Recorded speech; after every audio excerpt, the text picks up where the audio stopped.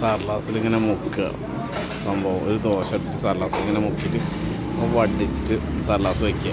എന്നിട്ട് ഇത് ചിക്കൻ ഇതെടുത്തിട്ട് വേണ്ട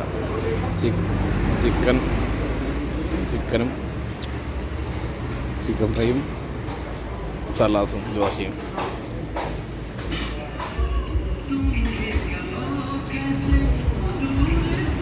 ദോശയും ചില്ലിയും, ദോശയും സലാസും കോമ്പിനേഷൻ സംഭവട്ടാ. കട കണ്ട നല്ല ചിത്രമൊക്കെ വരച്ചിട്ടുണ്ട്. താടിക്കാരൻ്റെ കപ്പയും കാന്താരിയും ഒരു സാധനം.